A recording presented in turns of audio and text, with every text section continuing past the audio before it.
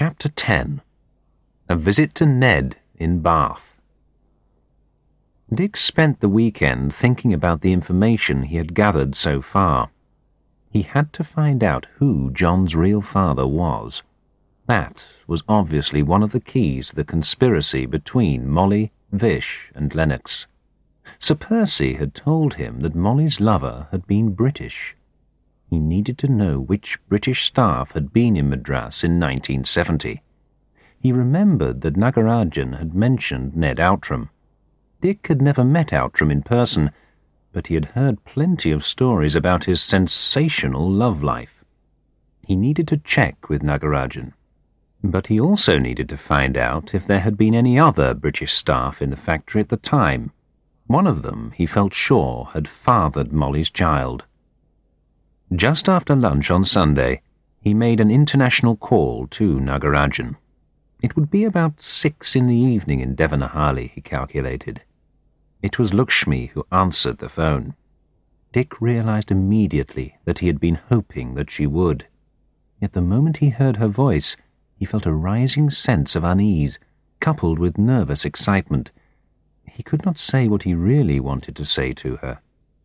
"Hello?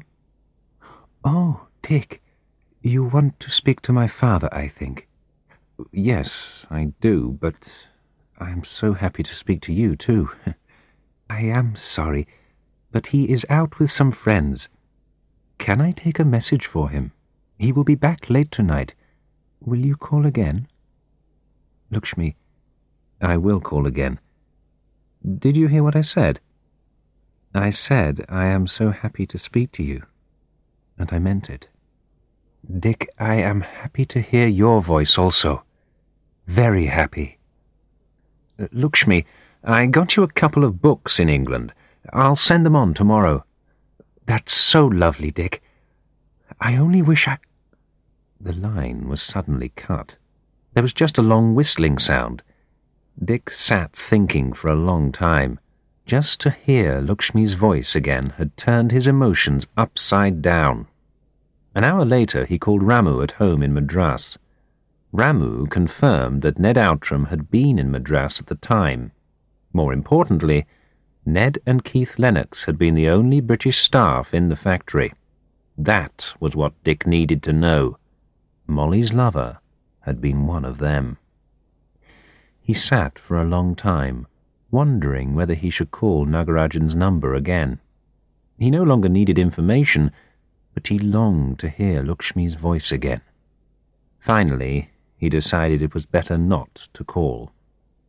Instead, he called Ramu again to get Outram's address.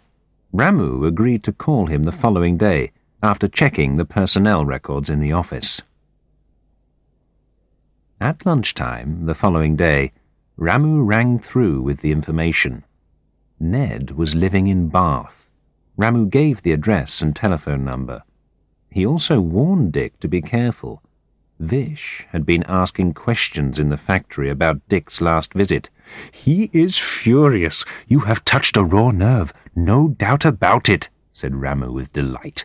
"Molly also has been asking all sorts of questions about your doings.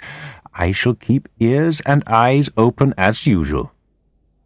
Dick called the Bath number several times before he managed to reach Ned. He sounded a bit vague, not quite connected to the real world. Eventually, he agreed to see Dick the following day. He gave him directions on how to find the house. "But don't expect too much, my old friend," he mumbled.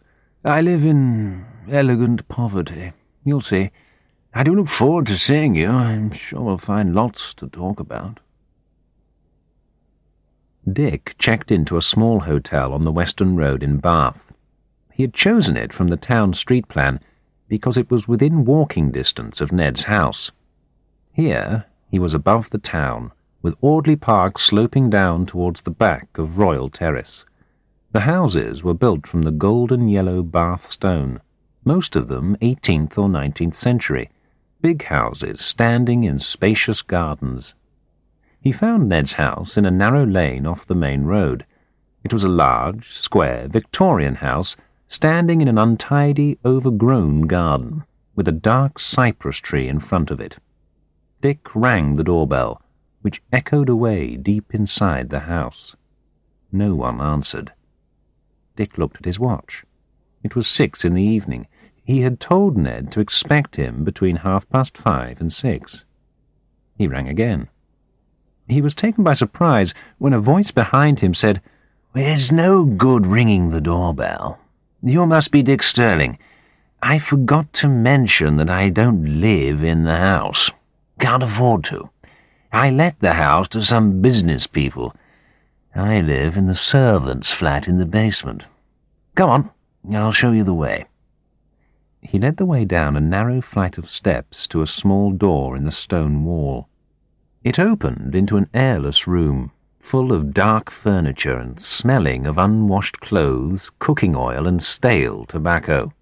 In one corner there was a sink and a draining board full of dirty dishes.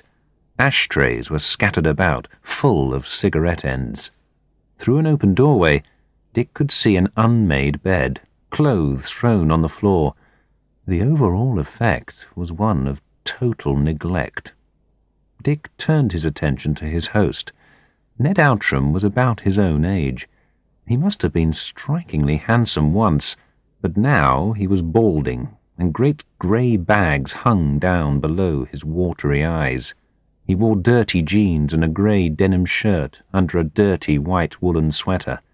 His belly hung out over the waist of his jeans, from years of beer drinking. "I'm sorry about the mess," he said. It was not a real apology. "I've got used to living on my own, and I've forgotten how normal people live. That is, if I ever knew. Shall I make you some coffee or tea? Or can I offer you something a bit more exciting? Vodka? Tequila? You say, and I'll tell you whether I've got it." Dick saw the empty bottles by the sink, which explained the unreality in which Ned seemed to be living. "No thanks, Ned. I don't need anything for the moment. I just wanted to ask you a few questions about the time you were in Madras with the company." "Oh, yes. The company. The wonderful company. The company that will take care of us all for all time. The jolly old company that will do anything to survive. Forget the company. It was the company that ruined my life, so don't talk to me about the company." "Well, I think I know how you feel. After all, something similar happened to me. Do you feel like telling me about it? I mean, about what they did to you?" "Well, they kicked me out, if that's what you mean. It was in 1980.